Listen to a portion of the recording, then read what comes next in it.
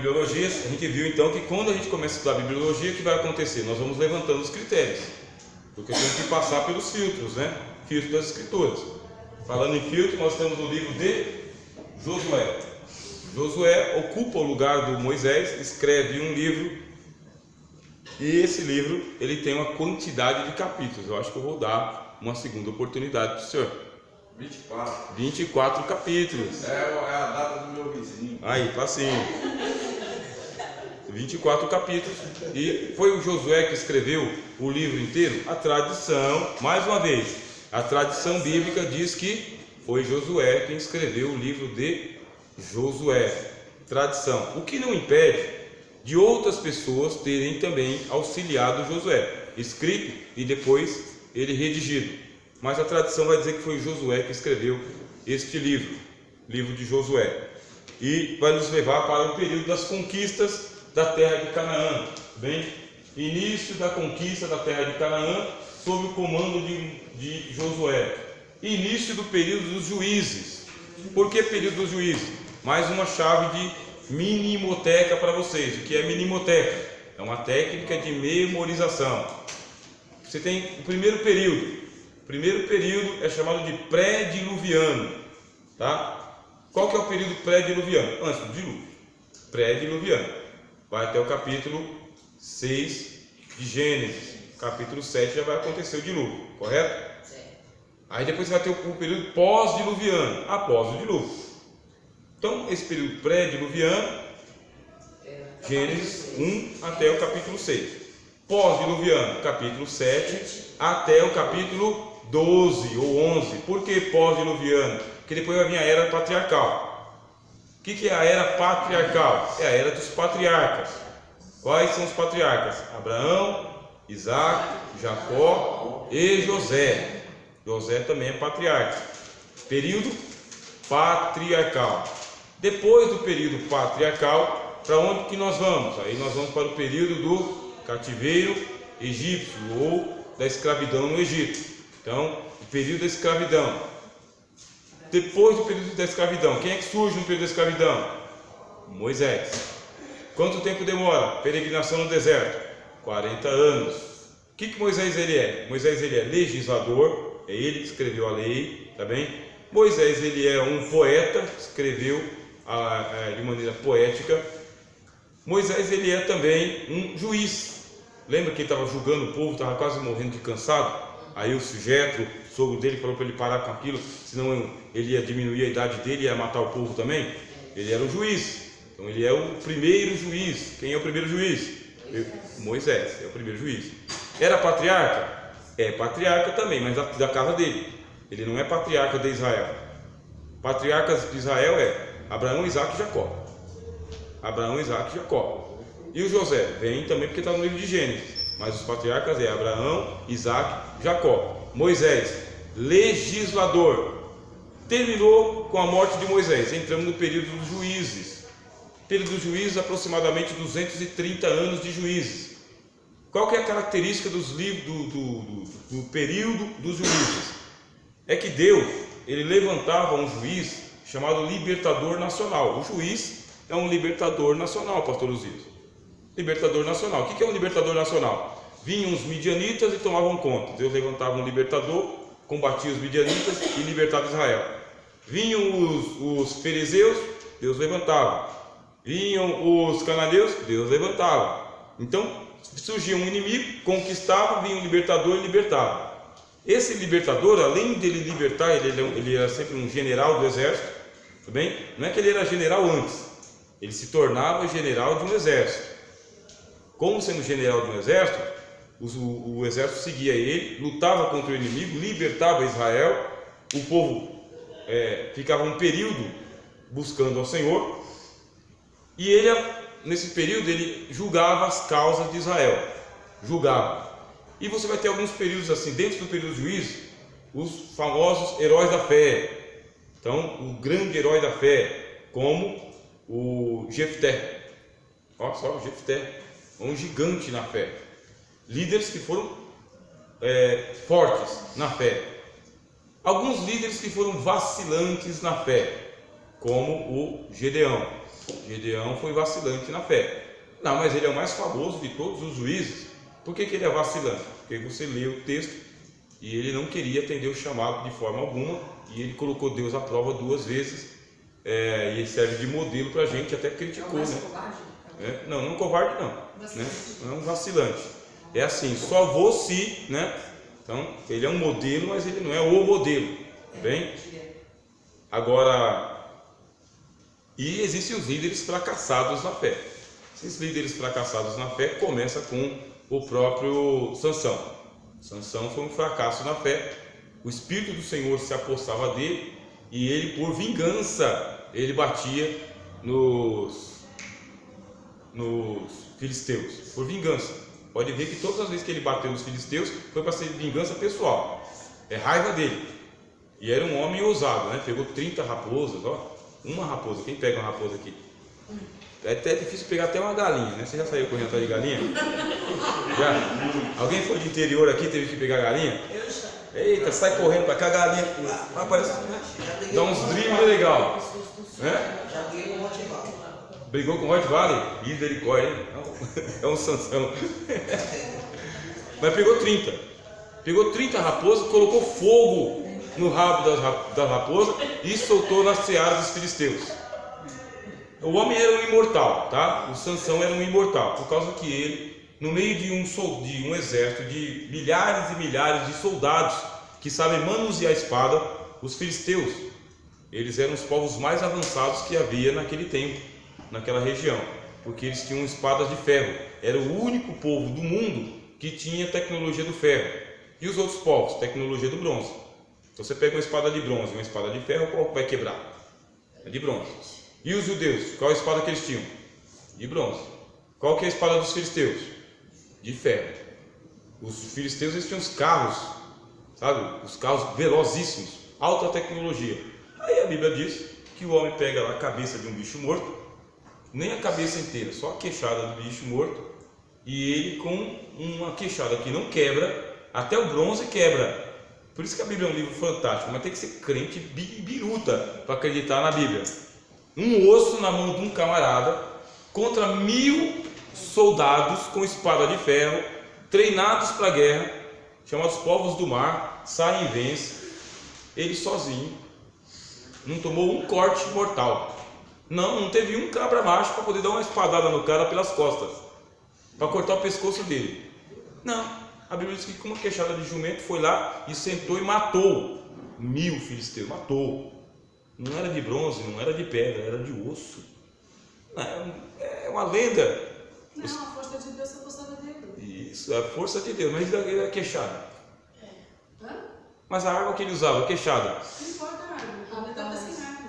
Se uma coisa não beija dentro. Tá vendo? Essa irmã é crente. É crente. Mas se a gente fugir dessa realidade, pastor, a gente desvia. Isso. Então Então eu tenho que acreditar, eu acredito mesmo. Então eu vim para teologia, meu marido falou, olha, eu ele chegava em casa falando certas coisas, eu falava, ai meu Deus, eu vou desviar. Eu falei, vou lá para ver se eu sou de verdade. Mas é mesmo, né? Então, se você ler a Bíblia, você vai encontrar essas histórias fantásticas. Bem, o crítico vai dizer que isso aí é uma lenda, que foi criado, a história não aconteceu daquele jeito, no máximo foi uns 2 ou 3 soldadinhos, entendeu? Que tomou umas pancadas lá. Aí o escritor, fantástico, para aumentar a importância de Sansão, foi lá e colocou o zoom. Isso aí a crítica vai dizer, a lenda de Sansão. Não dá, entendeu? Ninguém consegue ficar de pé, porque matar 1000 soldados, você tem que ter força no braço, você tem que ter força nas pernas, você tem que ter uma habilidade de ninja para desviar da espada. Mas não tinha um ali que tinha uma flecha, não tinha um que tinha uma lança. E eles vinham com escudo. E com o escudo ele bateu nos caras, matou 1000. E Sansão, tão fanfarrão que era, depois que ele viu aquele monte de filisteu morto, chegou para Deus e disse assim: Senhor, depois de ter matado 1000 homens, vou morrer de sede? Pode ler, está no livro de Juízes. Vou morrer de sede, Senhor. Bateu assim, na pedra. Aí a pedra desmanchou e deu água para o homem. Eita. É lenda ou não é? Não. Poderes de Deus. É, meu irmão. olhar como o senhor fala os textos, a gente vai dizer. Vai balançar, né? Agora a gente pode olhar por essa linha. Seja... que Deus tem o poder de fazer isso. Mas quem fala que ele ainda manda ele lá bater. Pois é. Mas qual é o mais difícil? Um homem apoderado por Deus matar 1000 ou a mulher concebeu uma criança com ossos, sangue, célula, tudo separadinho dentro do ventre? Isso mesmo. Então, qual que é mais Não difícil? tem dificuldade. Para Deus todas as coisas são É muito difícil ser possíveis. Tem que fazer muito esforço para ser ateu. Aí eu diria mais o seguinte, se for lenda, eu creio na lenda. Bom, por quê? Porque está na Bíblia. Bom, é assim que eu respondo para todo mundo. Se for lenda, eu creio na lenda do jeito que está ali na Bíblia, porque eu creio na Bíblia. E eu creio na Bíblia por inteiro. Eu creio na Bíblia. Glória a Deus. Se tiver que dizer que a capa da Bíblia é inspirada, eu vou dizer que a capa é inspirada também. Eu defendo a Bíblia e pronto. Glória a Deus. Eu decidi ser um ponto pacífico de fé. Creio assim, ensino assim. Agora, que o conto é fantástico, concordo. Sabe? Que tem várias, tem várias. Mas tem muita coisa aí que é bem lógica e bem coerente também. Bom, bem lógica e bem coerente. A gente vai encontrar várias coisas lógicas e coerentes ali também.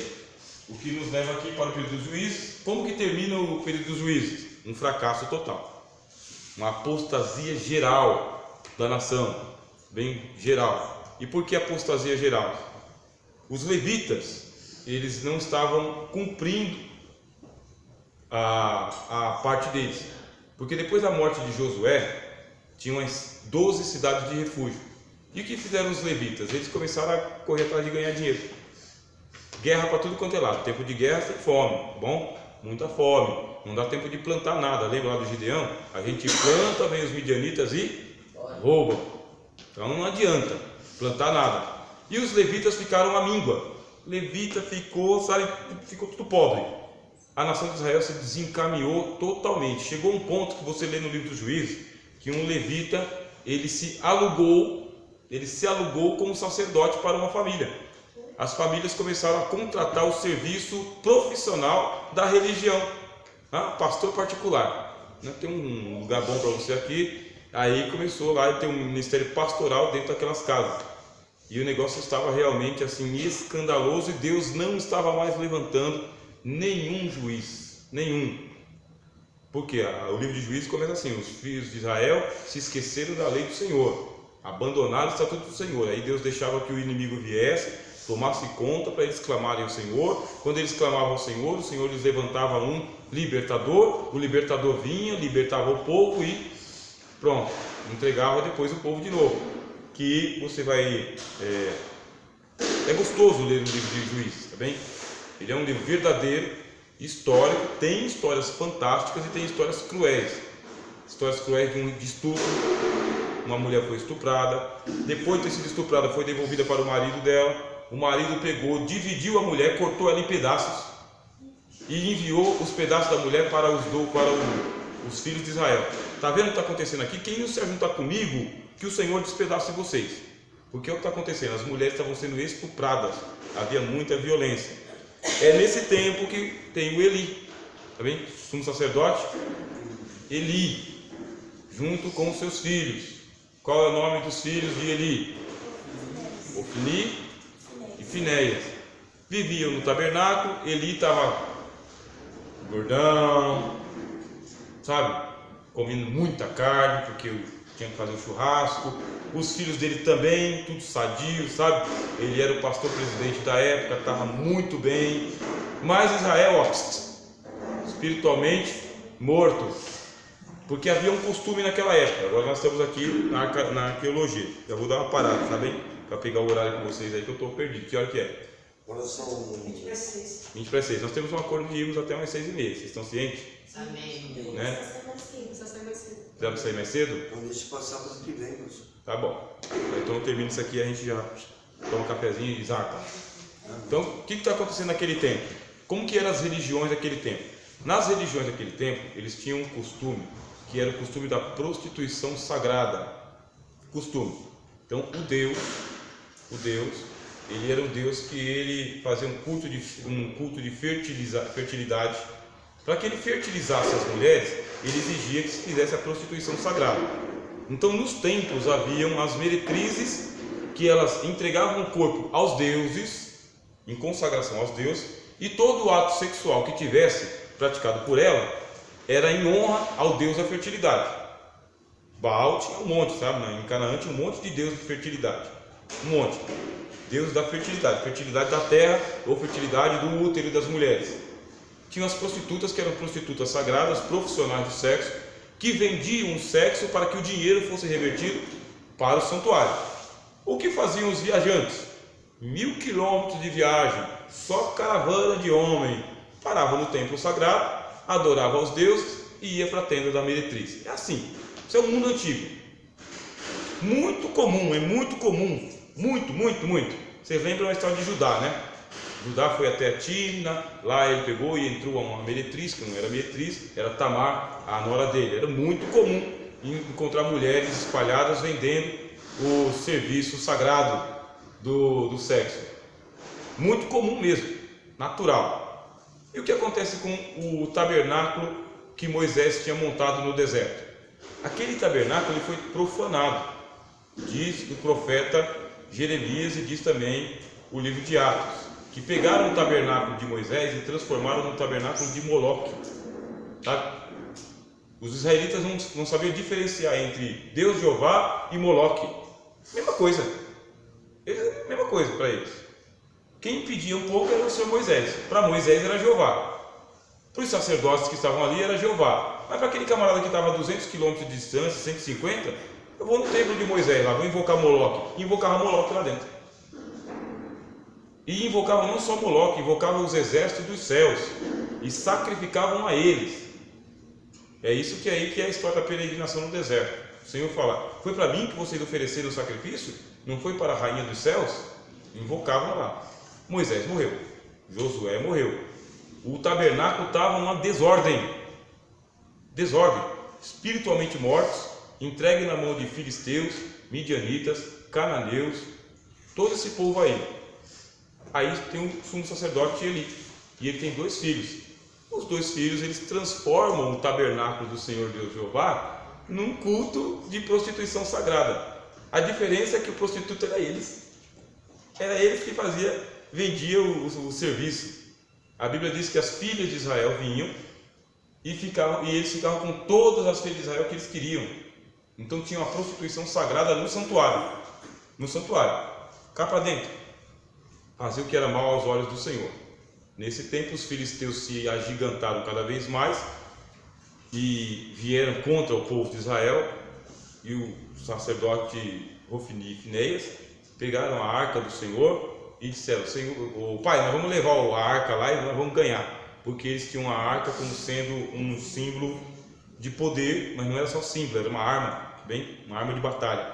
Por quê? Porque havia a história de Josué com a arca virando em torno de Jericó e as muralhas caiu. Então tinha essa história que era contada. E a história é a seguinte: tem a história bíblica e tem a lenda que se cria em torno. A lenda é perigoso. Você quer ser um bom teólogo ou uma teóloga, né?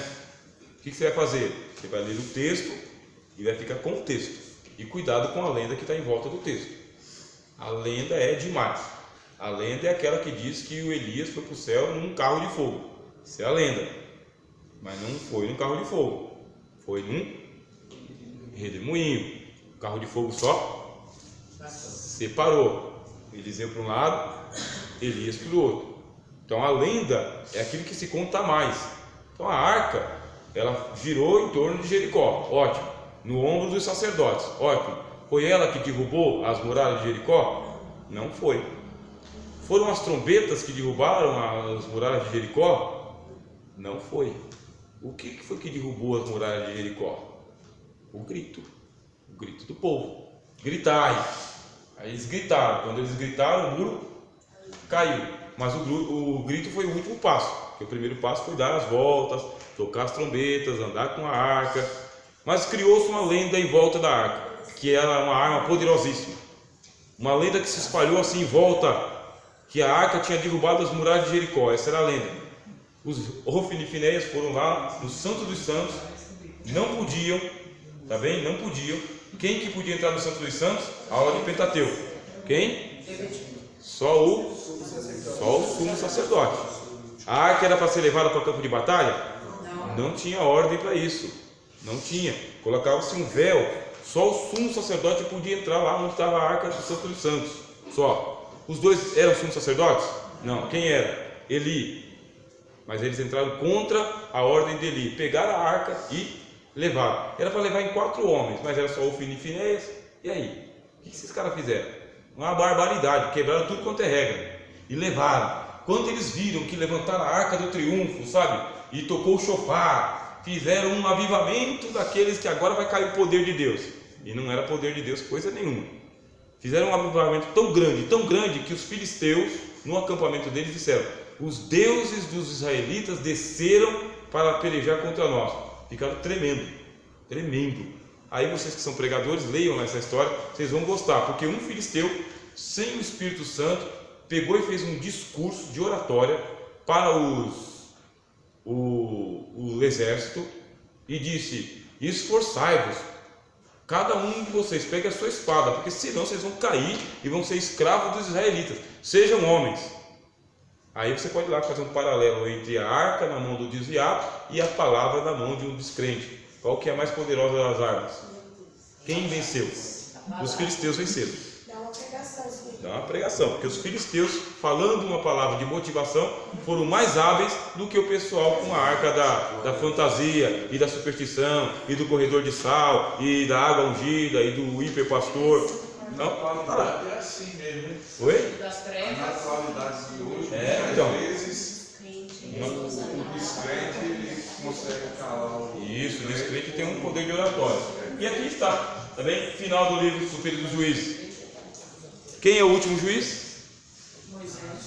O último juiz é Samuel. Samuel, porque Deus levanta Samuel no lugar de Eli. E o nascimento de Samuel vocês conhecem, né? Nascimento miraculoso pela oração de Penina. Tudo bem? Oração de Ana, não é de Penina? Não estava nem orar, né? Era só fazer o papel de mulher. Então, aí a Ana fez a oração. Por esse menino orava eu, consagrado ao Senhor, levantado juiz de Israel, e julgou a Israel. Só que o povo pediu a demissão dele, porque os 2 filhos do pastor não eram crentes. Os 2 filhos de Eli não eram crentes. Os 2 filhos de Arão também não eram crentes. E os 2 filhos de Samuel não eram crentes. Mas era pastor. Mas os filhos não eram. Porque a fé não é por tradição. A fé não vem no cordão umbilical. A fé é pessoal, individual. Cada um crê de acordo com o dom de Deus. Vamos parar por hoje? Amém?